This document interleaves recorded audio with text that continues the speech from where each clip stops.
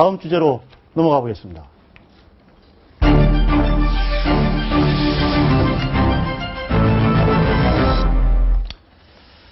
네.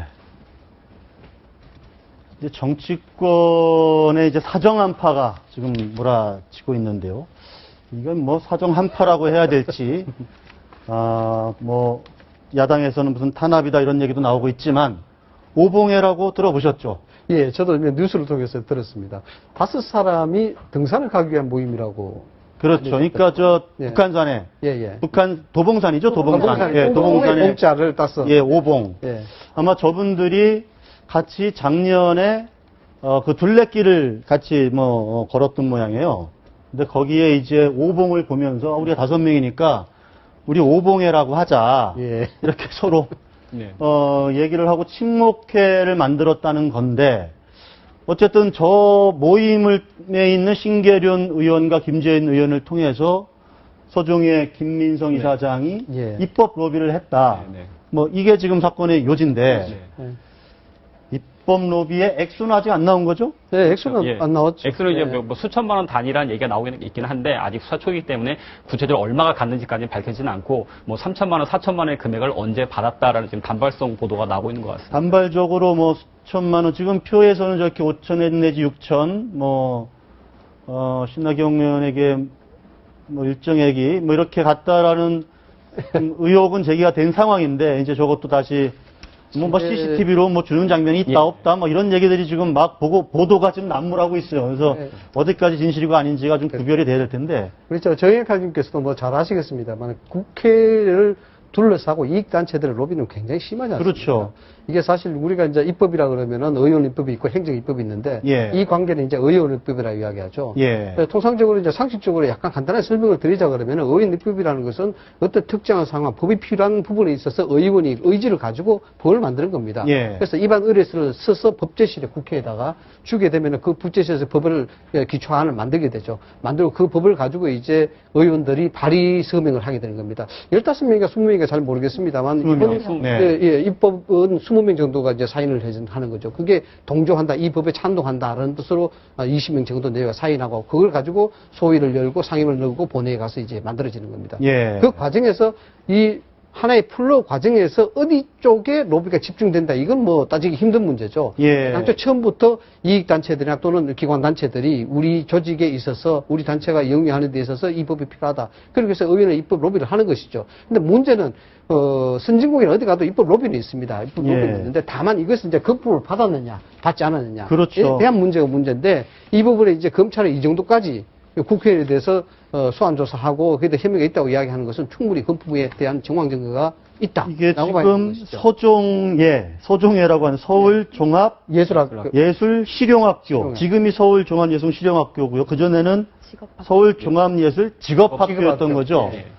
그 직업이란 이름을 빼는데 이렇게 로비를 했다 이런 건데 그게 왜 그렇게 되는 걸까요? 일단 보면은 서울종합예술직업학교라고 하는 걸 딱 보면 듣는 느낌이 약간 학원 같고 제대로 인가가 된 대학교 같지 않은 모양새입니다. 근데 원래가 학원이잖아요. 그렇죠. 예. 그런데 이것을 이름을 살짝 서울종합예술실용학교로 바꾸면 이것이 정말 인가된 대학교 같이 보이면서 예. 학생을 모집하기가 더욱 수월한 거죠. 근데 학생 한 명당 내는 이 학교의 등록금이 400에서 500만 원이라고 합니다. 예. 그렇다면 학생 한 명당 기본적으로 400에서 500만 원의 등록금이 이익이 창출되는 것이기 때문에 이 이익을 창출하기 위해서 일단 실용학교로 바꿨고요. 이 실용학교를 바꾸기 위해서 일단 로비를 했을 때에는 자금이 필요하지 않습니까? 예. 이 자금도 비자금을 조성하면서 이 자금을 마련하고 이 자금을 마련해서 학생들을 모집하고 다시 학생들을 모집 돈이 많아지면 다시 비자금을 조성하고 이런 식으로 악순환의 고리를 계속해서 만들어간다. 이게요, 이제 간단하게 말씀을 드리면, 예. 3,800명이면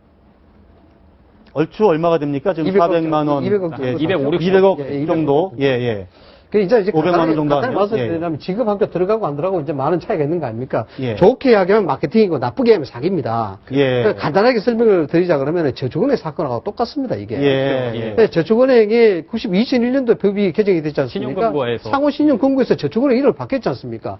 국민들이 어떻게 오해를 했습니까? 당연히 1금6군인 줄 알고 그래 가는 겁니다. 그렇죠. 그 예금이 몰리다 보니까 사고가 터진 거죠. 다 이제 행장님 한 거죠. 그렇죠. 네. 그래서 네. 이 부분도 마찬가지로 직업학교를 해놓으면 학원 실용이라 안 오니까 그렇죠. 지급자를 예. 뺀 겁니다. 그래서 거기다 실용이라 들어갔는데 저 뭐 화면에 나올지 모르겠습니다만 그 간판 보면은 예. 실용이라는 것도 아주 안 보일 정도 적게 적어놨어요. 그렇죠. 예. 근데 저 학교 자체가 뭐랄까 아주 문제가 있는 학교인 건 아닌 거 아닙니까? 어떻습니까? 학생들 자체가 법률적 구성원들. 근거에서 만들어져 있는 거죠. 예. 학점 은행 학점 그러니까 은행의 대학은 아닌데 대학은 아니죠. 예, 예. 학점 인가제 예. 인가된 등록된 학사학위를 받을 예, 수 예. 있는 거죠. 등록된 학사학위. 근데 그게 말씀하신 대로 그 예전에 저축은행 사태처럼 똑같은 건데 그 지금 앵커님 옆에 계신 예. 그 신용보석 보고서를 한번 보시면 정확하게 극명하게 드러나게 되는데 그 어차피 매출액이라고 표현은 돼 있지만 그게 결국 학생들의 그 등록금을 보시면 요거죠, 요거. 그럼 2010년도 같은 경우에는 220억이었는데 2012년도에 보면 310억, 260억, 310억까지 확 증가되고 있죠.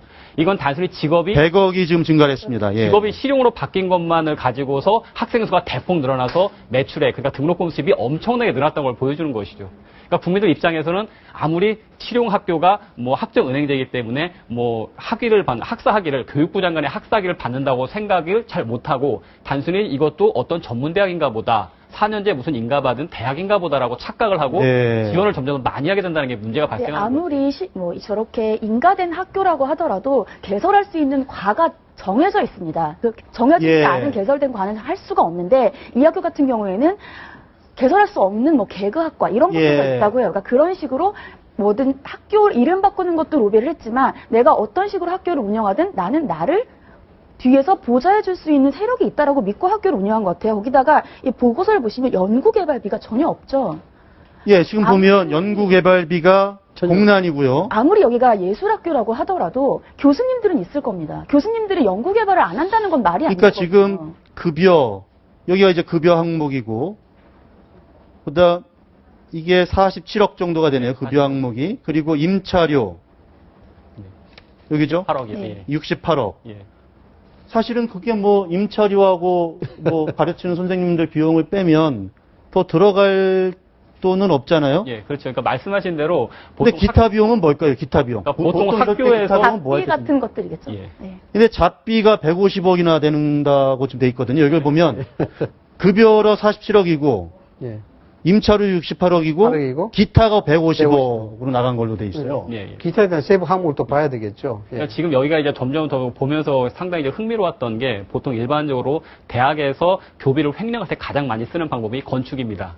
어디 네. 공관이나 아니면 연구동을 신축하면서 그 와중에서 리베이트로 이제 교비를 횡령하는 게 가장 일반적인 방법인데 여기는 제가 보니까 그냥 강남구 삼성역 일대에 있는 건물들을 임차했을 뿐이고 예. 따로 건설 공사를 한 것 같지는 않더라고요. 예. 그러니까 아마 임차료라든가 급여에서 아마 횡령이 발생하지 않았을 거고 결국은 기타 항목인데 기타 항목 150억이 너무 많아요. 이게 아마 이제 제대로 된 외관 법인 같은 경우면 그 항목이 세세개 나올 텐데 지금 자료 한계상 거기밖에 안 나오는데 저 부분에서 상당한 좀 횡령이 발생했을 것 같아요. 재무제표서에도 뭐 다 나와 있습니다만 이 사건이 굉장히 예민한 이유 중에 하나가 이겁니다. 사실상 야당에 대한 의원에 대한 수사거든요. 예. 이것이 진짜 잘못하면 정치권 탄압으로 이어질 수 있는 상황이기 때문에 그 검찰 조사가 아주 명확하게 이렇게 나와야 됩니다.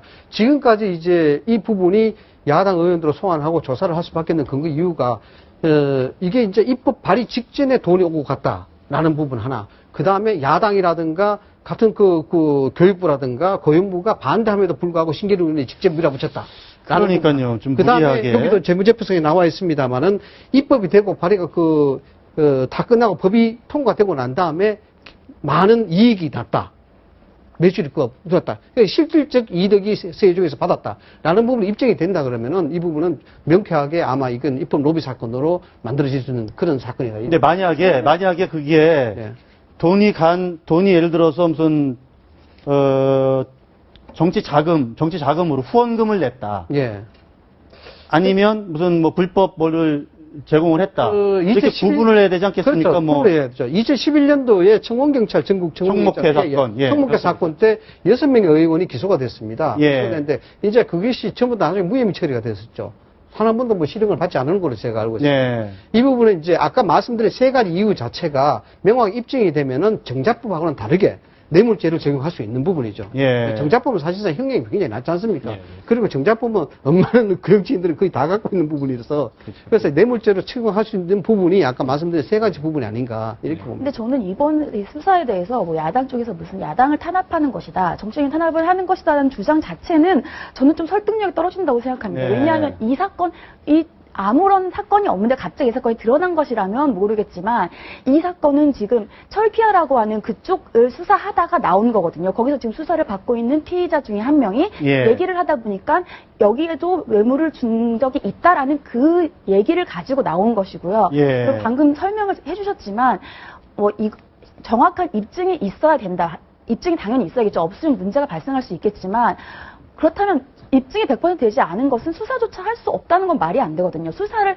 철저히 해야 입증을 할 수 있죠. 그렇기 그렇죠. 때문에 이 사건 같은 경우에 수사를 한다는 것 자체에 대해서 야당에 대한 탄압이다라는 주장은 저는 좀 아닌 것 같습니다. 공교롭게 박원순 원내대표가 이제 비대위원장으로 추대돼서 비대위 출범하는 날 이게 터졌기 때문에 이제 야당에서는 이제 그런 얘기들이 나오곤 있는데 지금 말씀하신 대로 뭐 갑자기 뭘 갖고 있다가 딱 예. 터뜨린 건 아니고 뭐 수사를 하다 보니까 여기까지 왔다는 건데. 말씀하신 대로 뭐 그러면은 만약 재보선에서 새누리당이 졌다면은 이게 지고 나니까 공안정을 조성하는 것이냐, 이기고 나니까 뭐 자신감의 표출이냐 그런 식으로 정치적으로 해석할 수는 있겠지만 이미 보도에 따르면 김민성에 대해서는 지난 3차례 이미 검찰 소환이 이루어졌기 때문에 네. 지금 말씀하신 대로 재보선 결과 보고 바로 김민성 한번 소환해서 딱 터뜨렸다고 하면 뭐 의혹을 살 수는 있겠지만 이미 그 전부터 3차례 소환을 해오면서 관련된 사실을 확보를 하고 CCTV 보면서 돈 주고 하는 영상 확인하고 그 결과에 따라서 이제 1차적으로 중간 이제 게 아닌가. 지금 자막에도 나오고 있는데 신계륜 의원이 아까 3시에 예.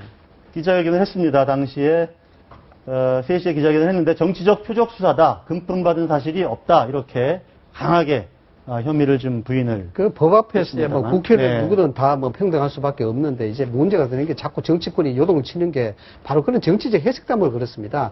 그 이제 제주권의 사건이 이제 가장 뭐 좋은 예를 들 수가 있는데 그 관련해서 여러 의원들이 사실 많이 구속 수감이 됐었죠. 그런데 이제 정두원 의원이라든가 또 야당 같은 경우에 박지원 대표라든가 이런 사람들 사실 무죄 혐의로 많이 나왔지 않습니까? 예. 그런 사례가 또 있다라는 부분을 봤을 때 이 부분이 수사를 하되 정말 근거 있고 확실하게 야당의 탄압이라든가 정치적 헤게모니에 대한 부분이 앞도록 한다. 네. 이 부분이 중요하다는 것이죠. 조금 다른 얘기 한번 해볼게요. 예.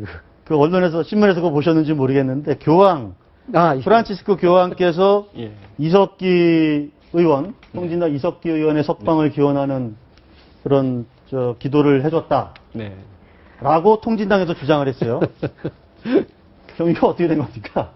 말씀하신 대로 이제 4대 종단의 최고 지도자들께서 이제 이석기 재판에 대해서 탄원서를 제출을 하셨고, 네. 또 마침 또 교황께서도 이석기 씨의 가족에 대해서 어떤 뭐 강복 기도를 해주시는 모습이 되면서 이제 사실 전 세계적으로 프란치스코 교황의 인기가 상당하지 않습니까? 예. 그 편승에서 교황께서도 이번 재판은 잘못된 것이고 이석기의 선처를 바라고 있고 우리나라의 모든 종교 최고 어른들께서도 이석기의 선처를 바라고 있다라고 지금 약간은 좀 정치적으로 좀 상당히 좀 과대 포장을 하고 계시는 것 같은데 네. 그 탄원서 내용을 저도 보긴 했습니다만 그 염수정 추기경님께서는 말 그대로 그냥 우리 사회가 포용해야 될 사람들이니까 선처를 바란다는 것이지 이것이 우리의 법 집행이 잘못됐다라거나 그런 식으로 비난하는 것은 아니었기 때문에 조금 좀 명확히 구분해서 봐야 될 것 같습니다. 네. 그래 보면 통진당이 좀 급하긴 급했다는 생각이 좀 많이 듭니다. 알겠습니다.